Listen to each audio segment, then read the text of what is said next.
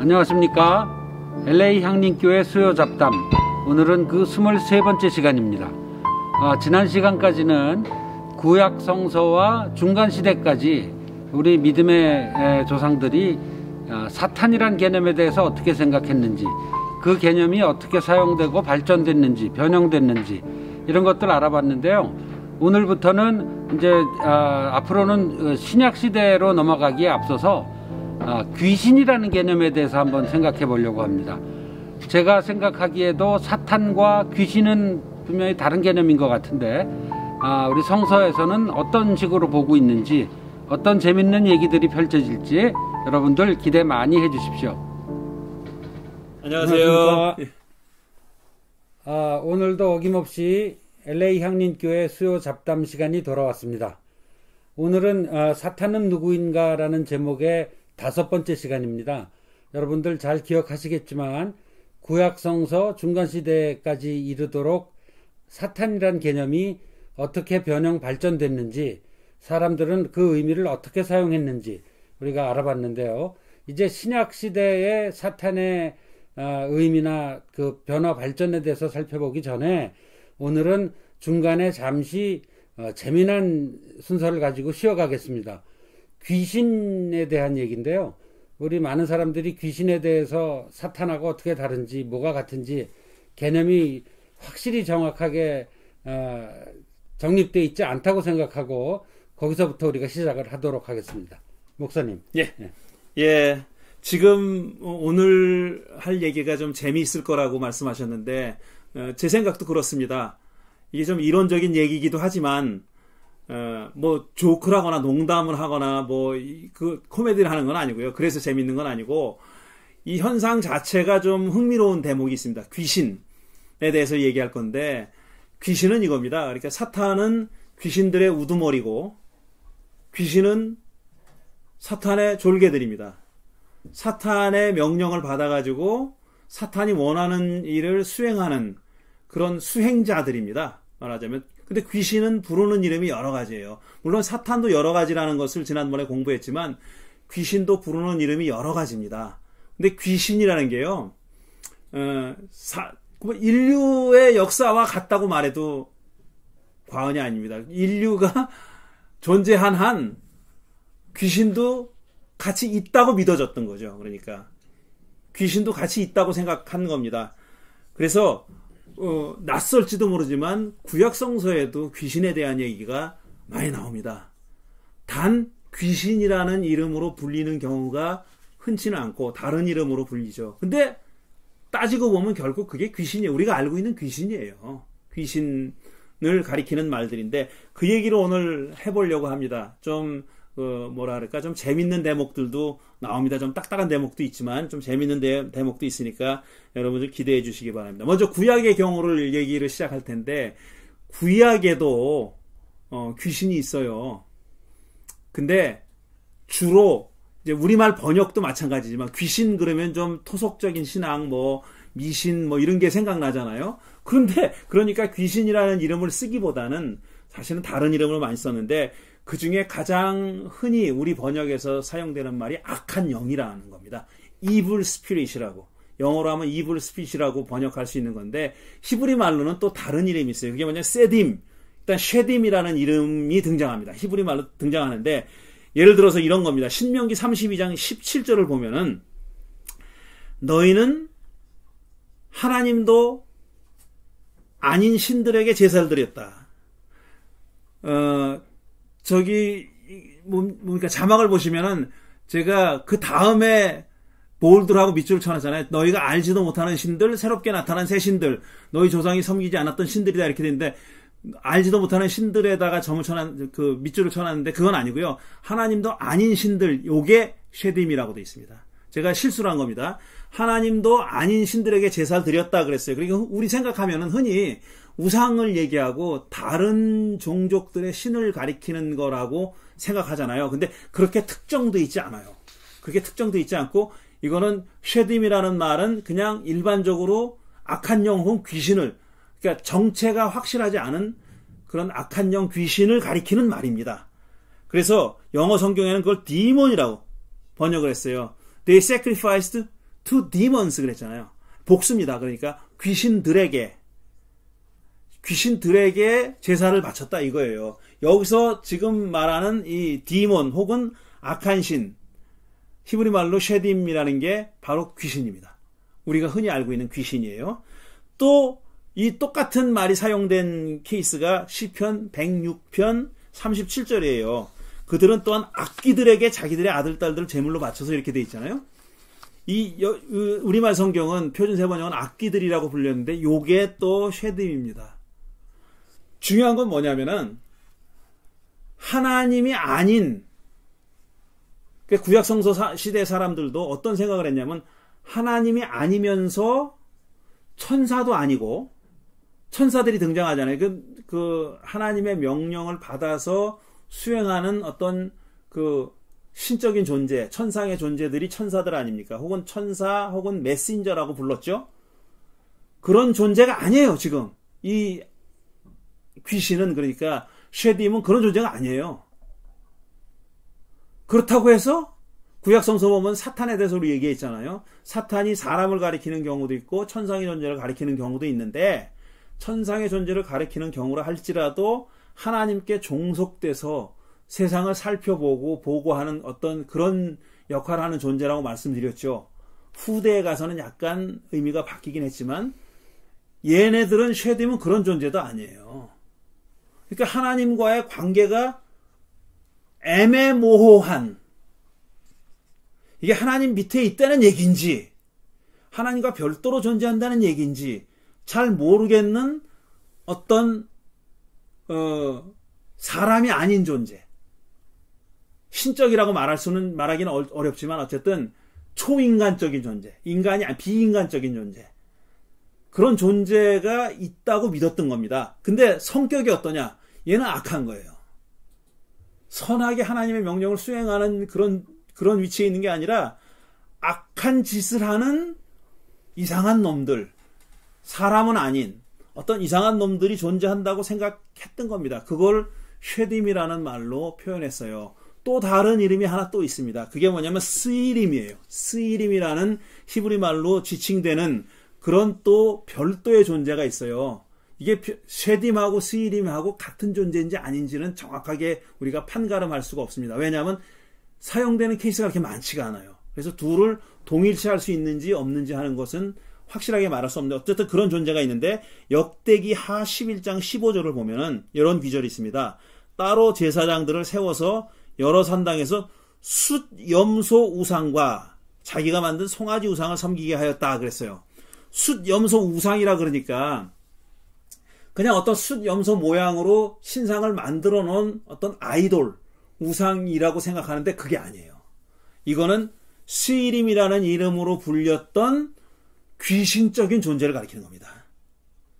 귀신적인 존재를 가리켜요. 이게 중요한 거는 뭐냐면은 하나님과의 관계가 모호하다는 거예요. 하나님과 별도로 존재하는, 하나님과 맞서서 무슨 맞짱을 뜰 만한 존재는 전혀 아닙니다. 그건 전혀 아니에요. 그렇지만 천사들이나 메신저들 같이 하나님의 명령을 받아가지고, 심지어는 사탄같이, 더 사탄, 정과사 붙어있는 사탄같이 하나님의 명령을 받아가지고 모종의 어떤 그 일을 수행하는 그런 존재도 아니에요. 얘네들은. 그리고 다른 종족의 신들 있잖아요. 이름들이 또 여러 가지가 있습니다. 뭐 아슈르는 아슈르 신이 있고 무슨 크모스도 있고 많이 있어요. 다른 여타 이스라엘 주변 종족들이 믿었던 신들이 있지 않습니까? 그런 신들도 아니에요. 얘네들은. 그런 신들에 비기지 못해요. 그런 신들은 이방, 그러니까 이스라엘 종족이 아닌 다른 종족들이 그 신을 섬기잖아요. 섬기는 신입니다. 아시리아 사람은 아수르 신을 섬겼어요. 다 그렇게 섬기는 신인데 얘네들은요, 섬김받는 신이 아니에요. 섬김받는 신이 아닌 어떤 다른 존재가 있다는 것을 구약 성서에서도 그렇게 보여주고 있는 겁니다. 그리고 있는 겁니다. 재미있지 않습니까? 이런 존재가 있다는 사실이 재미있지 않아요? 여기서 좀 질문 몇 가지 드리고 넘어가고 싶습니다. 개념이 이제 좀 통일이 되어야 되니까. 그런가 하면은 지금 방금 목사님 말씀하신 거에서 그 섬김을 받는 이방의 신들급도 아니다. 그런데 방금 예문으로 읽은 데서는 또 수렴소 우상과 자기가 만든 송아지 우상을 섬기게 하였다. 이게 또 섬김의 대상으로도 쓰였단 말이에요. 그러니까 그래서 욕을 먹는 거예요. 네. 지금 이 따로 제사장을 세워서 여러 산당에서 이런 신을 섬기게 했다 그랬잖아요. 네. 본래는 이들이 섬김을 받는 존재가 아닌 거예요. 네. 그럼에도 불구하고 그런 그 이블 그 스피릿에 불과한 악령들에 불과한 귀신들에 불과한 그런 존재들을 섬기게 만들었다는 거예요. 그러니까 욕을 먹는 거예요. 얘네들이. 네, 그래서 원래는 어떤 정규적으로 섬기는 신이 아니다 이거죠. 그러니까 저를 비롯한 이제 많은 청자분들이 이 귀신의 개념에 대해서 이제 혼돈이 좀 있을 것 같아서 이 진도가 나가기 전에 제가 질문을 드리고 싶은데 우리 한국 사람들은 물론 그렇고 뭐 최근에 보면 이제 서구에서도 그런 것 같아요. 영화 고스트 사랑과 영혼에 보면은 거기에도 그 죽은 사람의 영혼이 이제 그 일종의 고스트고 한국식 개념으로 보면 그게 이제 귀신 유령 뭐 이런 걸 수 있는데 그러니까 여기서 얘기하는 악령 사탄의 명령을 받고 그 심부름을 하는 그 존재 귀신과 사람의 혼을 얘기하는 그 귀신과 그건 다른 게 완전히 다른 거잖아요. 다른 겁니다. 근데 우리는 귀신이라는 같은 단어로 지금 쓰고 있기 때문에 우리가 쓸 수 있는 단어가 이렇게 풍부하지 않아서 그런 거예요. 그거는 우리가 귀신이라고 얘기해서 죽은 사람들 죽고 나서 귀신이 된다 이런 식으로 얘기하지 않습니까? 그리고 말씀드린 대로 말씀하신 대로 그 고스트 사랑과 영혼에 나오는 그 패트릭 스웨이지 귀신이 되잖아요. 그래가지고 계속 그 사랑하는 자기 애인 옆에서 붙어서 당기면서 걔가 해를 당하는 것을 막아주고 막 그러잖아요. 그런 개념이 아니에요. 근데 그런 개념도 사실은 구약에 없지 않습니다. 그게 제가 일그러진 영웅 만들어진 영웅이라는 책에서 사울과 다윗에 대한 그 책에서도 그 얘기를 했는데 사무엘서에 보면은 사무엘이 죽었어요. 그런데 사울이 지금 코너에 몰렸어요. 그래서 어디 자문 받을 데가 없어요. 그래가지고 무당을 찾아가서 죽은 사무엘의 혼을 불러달라 그래요. 그러니까 초혼하는 겁니다. 혼을 불러들이는 그런 의식을 해달라 그래요. 그러니까 그 무당이 엔돌이라는 곳에서 살고 있는 무당인데 그 무당이 사울의 명을 받아가지고 처음에는 안 된다 그러죠. 나 이거 사울한테 걸리면 죽는다. 그랬더니 사울은 자기 정체를 숨기고 갔거든요. 괜찮다고 하라고 막 그래요. 그러니까 결국 뭐 돈을 주니까 했겠죠. 돈을 줘 사무엘의 혼령을 불러내는 걸로 돼 있어요. 그리고 사무엘이 그 죽은 사람들이 머물 곳에 있다가 스르르 올라옵니다. 누가 날 불렀어? 그러고 음침하게 올라와가지고 사울이 이제 얘기하니까 넌 이제 전쟁 나가면 죽어 이렇게 얘기하죠. 그런 얘기도 있어요. 그런데 그거는 지금 얘기하는 이블 스피릿 뭐 쉐딤이나 스위림 같은 그런 영적인 악한 귀신이 아니라 그건 그 사람이 죽은 다음에 존재하는 형태 이런 정도를 가리키는 거죠. 똑같은 귀신이라고 부를 수 있을지 몰라도 다른 뭐 혼백이라고 부르는 게 사실 더 맞는 거죠. 근데 그거하고 이거하고는 좀 개념이 다른 거죠. 완전히 다른 거죠. 근데 그런 성격의 귀신이 구약에도 있다는 거예요. 그래서 지금 읽어드린 몇 가지 본문들에 드러나는 거기서 표현하고 있는 쉐딤이나 스위림 같은 존재가 바로 그런 존재다.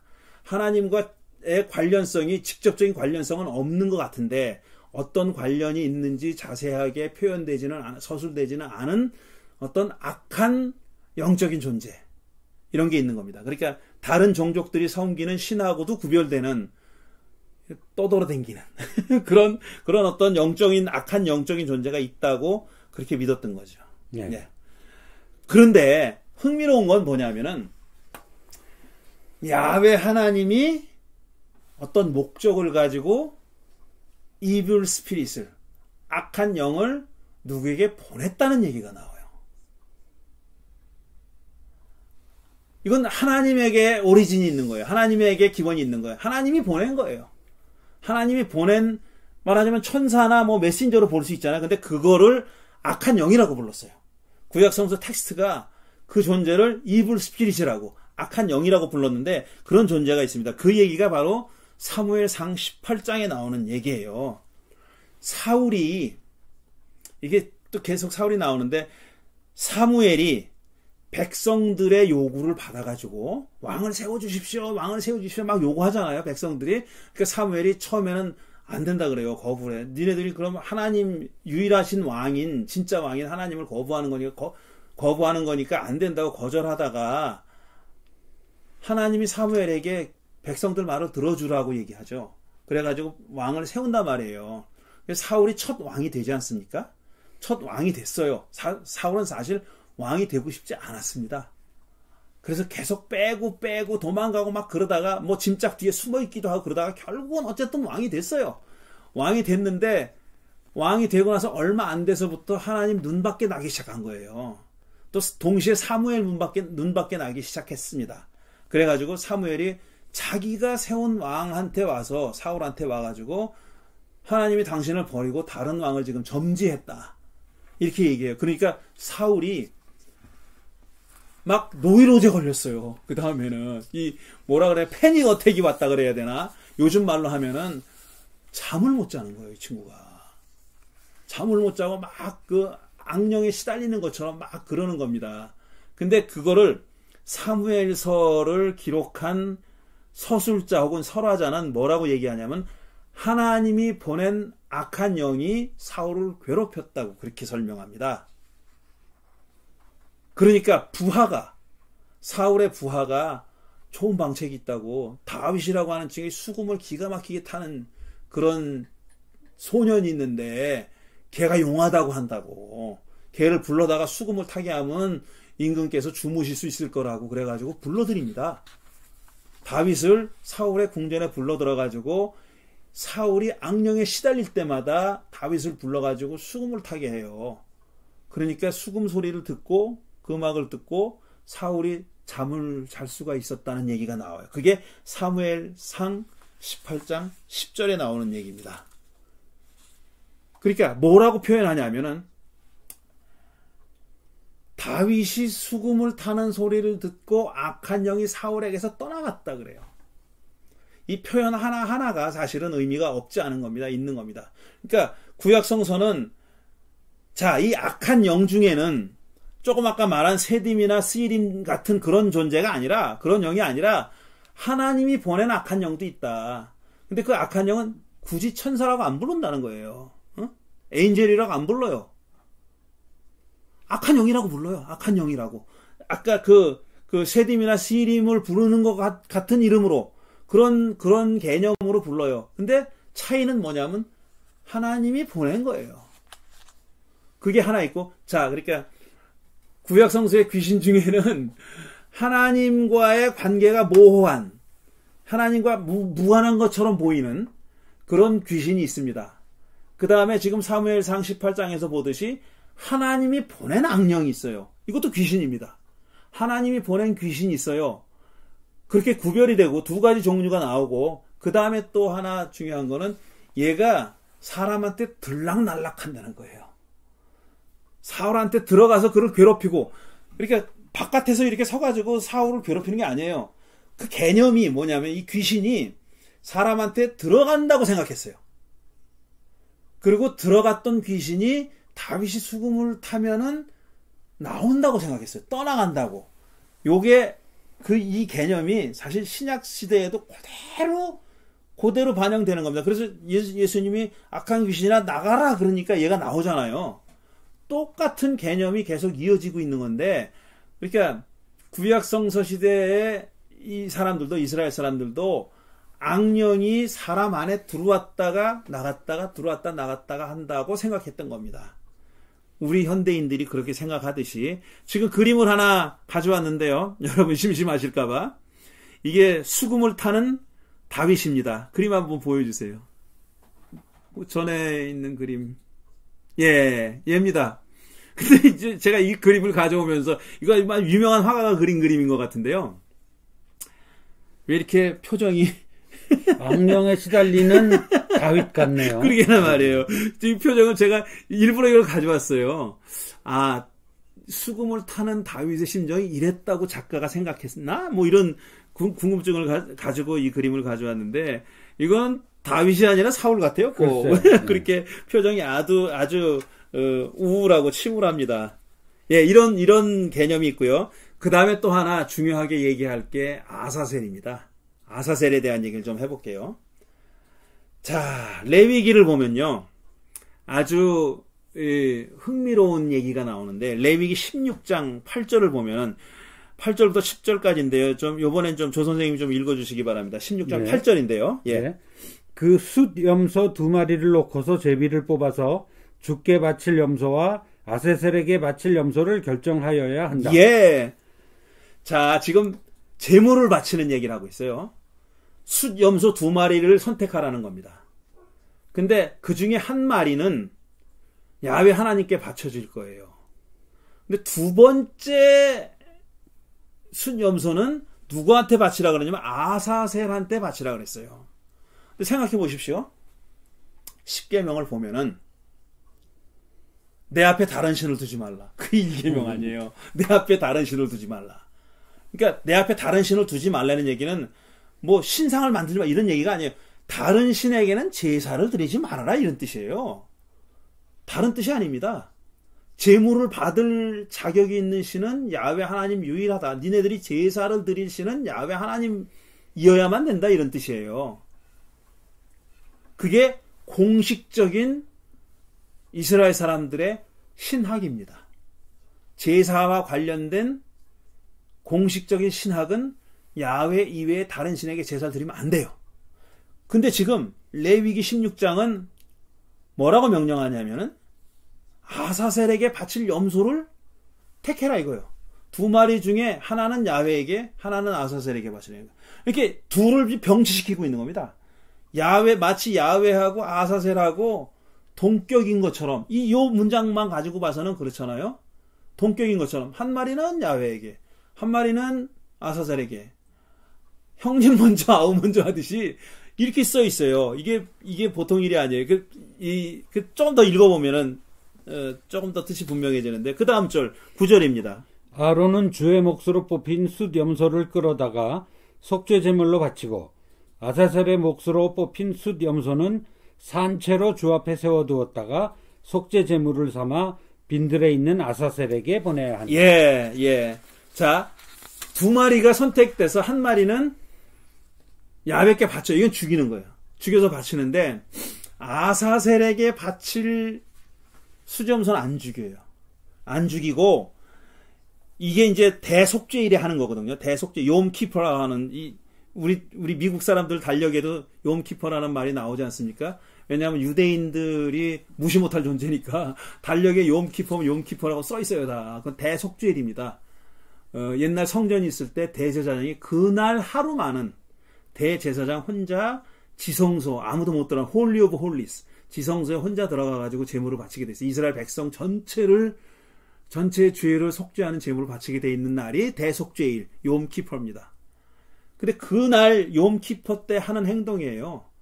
근데 하나는 제물로 바쳐라 죽여서. 근데 다른 숫염소 한 마리는 산채로 잠깐 주 앞에 세워두었다가 속죄 제물로 바치는데 어떻게 바치냐면 죽이는 게 아니라 산채로 빈들로 내보내라 그랬어요. 빈들에 있는 아사셀에게 보내야 된다. 아하! 아사셀이 사는 곳이 빈들인 겁니다. 야훼 하나님은 성막에 계시거나 혹은 성전에 계시는 걸로 그렇게 이해됐죠. 근데 지금 이 아사셀이라는 뭔지 모를 결국은 이게 밝혀지는데 귀신이죠. 귀신인데 이 귀신은 들에 사는 거예요. 광야에 사는 거예요. 그런 얘기입니다. 이 아사셀이 그래서 아사셀이 무슨 뜻인지 도대체 학자들이 이거 가지고 굉장히 많은 연구를 하고 뭐 정말 논문도 많이 나오고 뭐 시인들도 많이 이걸 인용합니다. 아사셀이 신비하잖아요. 이게 뭔지 모르잖아요. 그러니까 뭔가 속죄를 위해서 이 수염소는 아사셀이라는 귀신한테 바쳐지기 위해서 광야로 내몰리는 거예요. 그러니까 일종의 속죄 염소죠. 백성들의 죄를 지고 가는데 누구한테 바쳐지냐면 아사셀이라는 정체불명의 귀신에게 바쳐지는 겁니다. 그래서 시인들의 시적 감성도 많이 자극해서 아사셀이 들어가는 시도 많이 등장하고 그런 존재예요. 이게 또 하나의 야훼 하나님과 관련성이 모호한 또 하나의 잡신이죠. 귀신이죠. 이게 레위기 16장에 나오는 얘기입니다. 이 정도로 구약에 대한 얘기를 정리해 보면은 좀 요약하면 이런 거죠. 구약에도 귀신이 있다. 귀신은 절대 선하지 않다.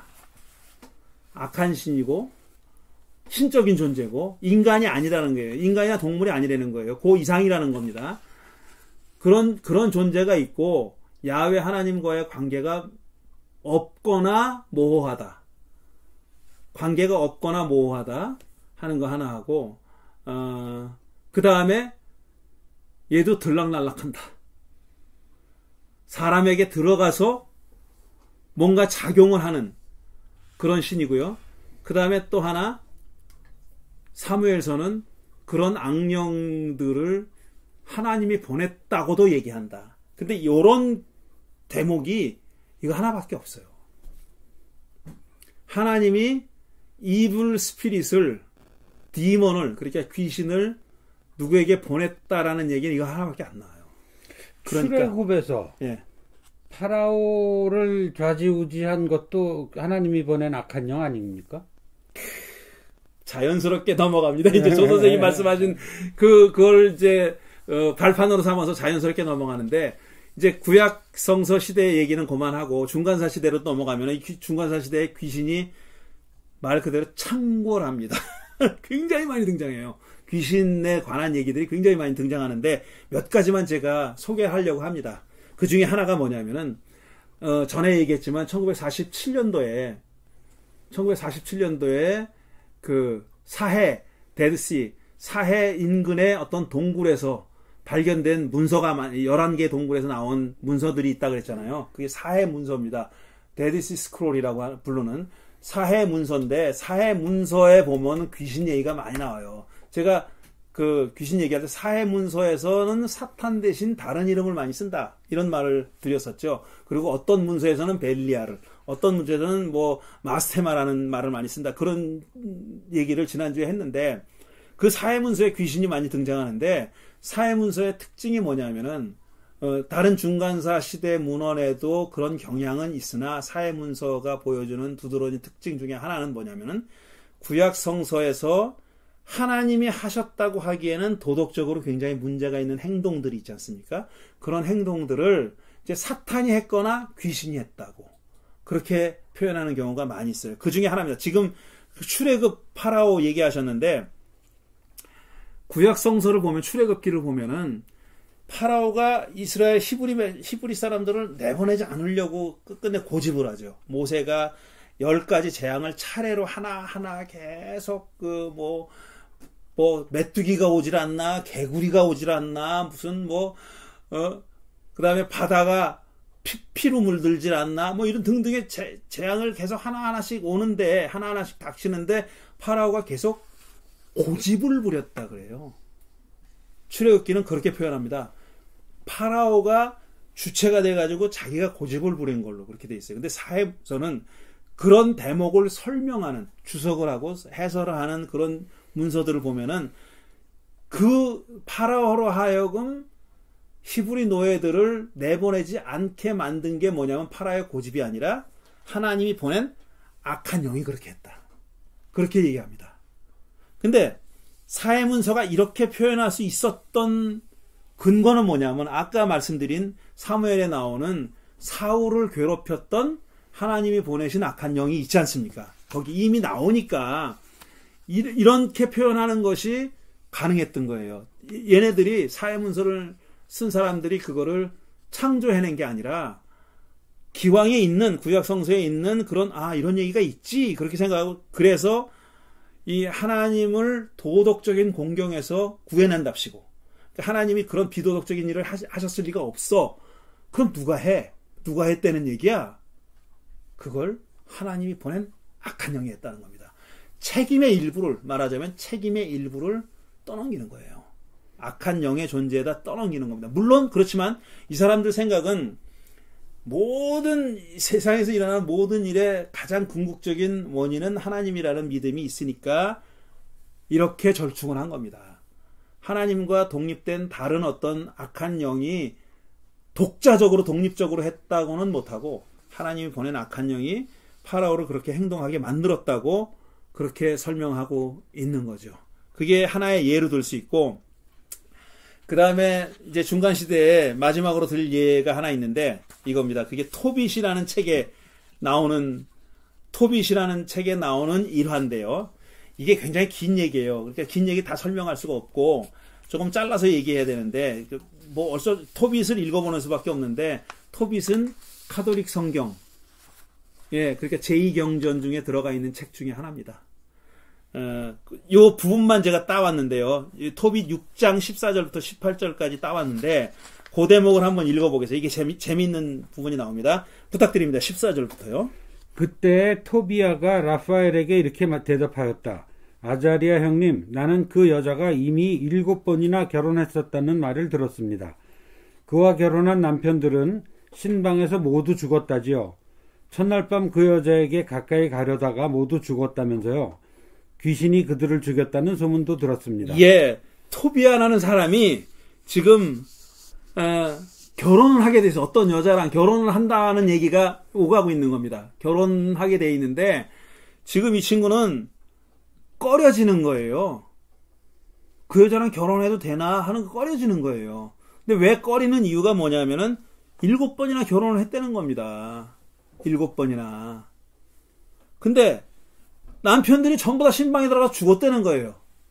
이거 우리 한국 전래 무슨 전설의 고향 같은 데도 나오는 얘기죠. 전설의 고향 같은 데도 나오는 얘기. 남자를 계속 죽이게 하는, 죽게 하는 어떤 신부 얘기가 있지 않습니까? 근데 그게 아마 다른 종족들에게도 있나 봐요. 그러니까 이스라엘 사람들에게도 그런 얘기가 있는 겁니다. 그렇게 그게 우연히 일어났는지 어쨌든 몰라도 7명이나 되면 우연이라고 말하기는 힘들죠. 결혼한 남편들이 신방에 들어가서 다 죽었다는 거예요. 7명이나. 그러니까 그게 귀신이 한 일이 아니냐라는 의심이 들 수밖에 없죠. 그런 소문도 돌았다는 겁니다. 여기서 잠깐 벗어나면은 저기 요한복음 4장에 보면은 사마리아 여인 얘기가 나오잖아요. 우물가에서 예수님이 사마리아 여인을 만났는데 막 얘기하다가 예수님이 당신 남편을 좀 데리고 오시오 이렇게 얘기하잖아요. 그러니까 저는 남편이 없습니다 이렇게 얘기해요. 여자가. 그러니까 예수님이 뭐라 그러냐. 당신은 남편이 없다는 당신 말이 맞다.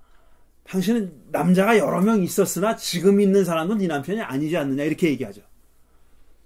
이거랑 비슷한 얘기죠. 거기는 죽었다는 얘기는 안 나와요. 죽었다는 얘기는 안 나오는데 어쨌든 그런 얘기가 나오는 겁니다. 그러니까 이 얘기는 뭐냐면은 생각해 보십시오. 어떤 여자가 조금 판타지 같은 얘기지만 7번이나 결혼을 하는 것도 쉽지가 않아요. 근데 7번이나 결혼한 그 신랑들이 다 신방에서 죽었다는 것도 일어날 법한 얘기는 아니잖아요. 근데 그런 소문이 있다는 겁니다. 그러니까 그 일은 결국 우연히 일어난 것도 아니고 귀신이 했다라는 소문이 돈다는 거죠. 그래서 15절 보시면은 나도 죽을까 겁이 납니다.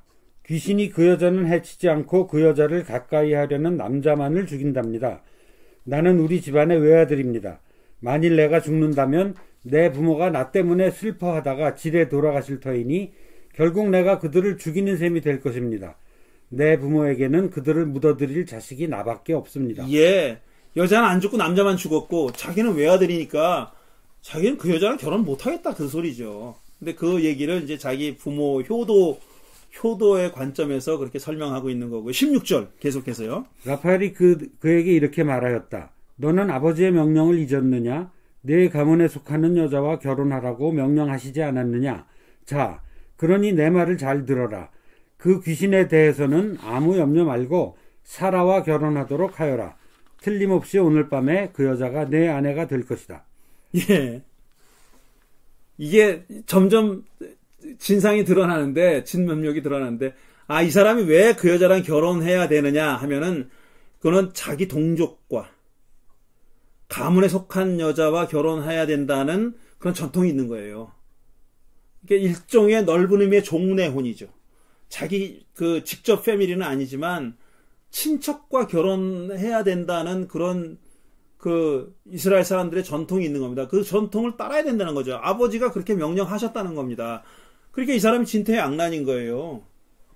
친족 안에서 가문 안에서 결혼하려니까 그 여자랑 해야 되는 형편인데 그 여자는 남자가 신방에 들어가서 7명이나 죽은 그런 사람이에요. 자기는 안 죽고 남편을 그렇게 죽게 만들었다고 여겨지는, 여자 때문에 죽었는지 어쨌는지 모르죠. 여기서 귀신이 했다고 그렇게 믿고 있지 않습니까?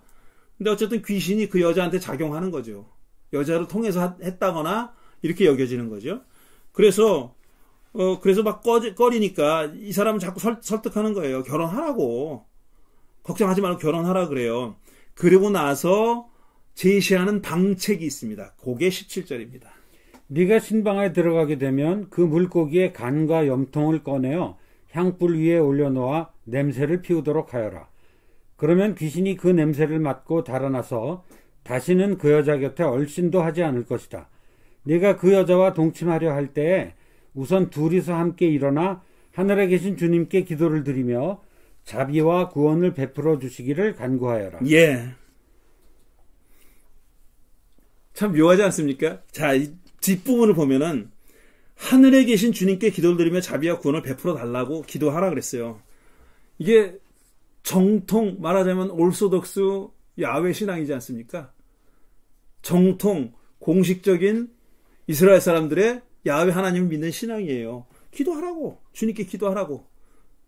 어떤 주님이나 하늘에 계신 주님께, 하늘에 계신 야훼, 이게 후대로 갈수록 하나님을 수식하는 용어로 하늘에 계신이라는 말이 많이 사용돼요. 이 초기에는, 이스라엘 역사 초기의 초기 문서에는 이런 말이 잘 안 나와요. 그런데 후대로 갈수록 하늘에 계신 하나님, 아니면 하늘과 땅을 창조하신 하나님, 이런 말이 많이 나와요. 근데 이 말이 들어간 거는, 이 문서가 후대 문서라는 것을 간접적으로 입증하는 거예요. 자, 하늘에 계신 주님께 기도해라. 이게 정통신앙입니다. 그런데 앞에서 서술하고 있는 소위 귀신을 물리치는 방법은 엄청 미신적이죠. 물고기의 간과 염통을 꺼내서 향불에 올려놓아서 냄새를 피워라. 그러면 귀신이 냄새를 맡고 달아난다. 웃기는 거 아닙니까? 굉장히 토속적이죠. 그야말로 민간신앙이에요. 민간신앙. 근데 그 민간신앙적인 요법이 지금 토빗이라고 하는, 우리 개신교 성서는 들어와 있지 않지만 가톨릭 성경에는 들어와 있는, 제2경전으로 들어와 있는, 이것도 성경입니다. 말하자면 안에 들어와 있는 거예요. 그리고 이 방법을 아무 그 누구도 비난하지 않아요. 그럼 뒤에 좀 내려가면 뒤에 누가 나타나가지고, 현자가 나타나가지고, 야, 그럼 미신을 어떻게 믿냐 이렇게 욕해야 되잖아요. 안 합니다. 그 얘기는 뭐냐면은 이 방법이 하늘에 계신 하나님께 기도하는 것과 공존했다는 거예요. 어디서는, 공식적인 종교에서는 몰라도 적어도 민간 안에서는 이런 두 가지 종류의 신앙이 합치될 수 없을 것 같은 두 가지 종류의 신앙이 공존하고 있었어요. 그걸 보여주는 책이 토빗입니다. 이러고 살았어요, 그들이. 그러니까 이 사람들은 우리가 지금 얘기하는 사탄 어쩌고 하는 거는 상당히 이론적인 거예요. 귀신들의 우두머리, 걔네들이 뭐란 이원론, 무슨 조로아스터교 이런 거는요, 다 지금 이런 민간 신앙에서 일어나는 현상들의 배후에 있는 이론적인 어떤 그 흐름에 관한 거지, 민간은요, 조로아스터가 뭔지 모르죠, 당연히. 이 시대에 살던, 중간사 시대에 살던, 사회 문서가 기록되고 통용되던 시대에 살던 유대인들은 조로아스터 이름 몰라요. 누가 알아요? 우리가 지금 이름 들고 있는 이름 있잖아요. 악한 영이라고 들고 있는 이름, 그런 거 다 모릅니다. 이 사람들은 그냥 우리말로 하면 귀신이에요. 귀신이 있다고 믿었던 거고, 귀신이 나를 괴롭힌다고 믿었던 거고, 귀신이 이런 방법으로 퇴치시킬 때 퇴마할 수 있다. 축귀할 수 있다. 귀신을 쫓아낼 수 있다라고 믿었던 겁니다. 이게 이 사람들의 현실 생활이에요. 그 사람들의 살았던 정말 그 살과 피가 있는 실제 생활. 매일매일의 일상은 이런 식으로 전개됐다는 것을 우리는 토빗을 통해서 살펴볼 수 있는 겁니다. 이게 귀신에 관한 현상학의 일부고요. 다음 주에는 여기서 조금 진도를 더 나가 보도록 하겠습니다. 이 귀신의 현상학을 다음 주까지 좀 이어갈 텐데, 그러다 보면은 또 이제 신약성서 개괄이 조금 늦어질 수 있는데, 너무 많은 얘기를 한꺼번에 드리는 것이 좋지 않을 것 같아가지고 좀 끊어보겠습니다. 오늘은 요 정도로 정리하도록 하겠습니다. 혹시 귀신 정말 그 공포의 대상, 우리 일반적으로 맞습니다. 예. 또 악령, 예. 그 더 공포의 대상, 사탄 더 공포의 대상, 이런 그 사탄은 여러 오히려 좀 모호하니까 뭔지 모르니까 우리가 예, 그렇죠. 실생활에서 만나는 거는 예. 정말 귀신이에요. 예. 그 사람들이 그렇게 했던 근데 거는. 이렇게 이제 그 약간 그 우화 같은 그 고대 문서들 속에 나타난 귀신들을 보니까 좀 귀엽다는 생각도 들고요. 우리가 요걸 점점 공부해 가면서 어떤 식으로 정립이 되어 갈지는 모르겠습니다만 호기심이 아주 만땅입니다. 예.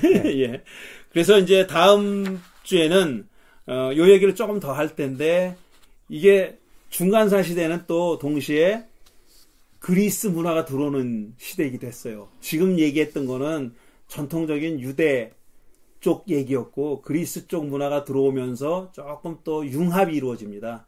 그런 과정, 그러면서 귀신의 모습도 조금 변형되는 그런 것을 볼 수 있죠. 그런 얘기를 조금 다음 주에 하면서 이제 신약 성서로 좀 들어가 보도록 하겠습니다. 자, 다음 주 다시 찾아뵙겠습니다. 감사합니다. 감사합니다.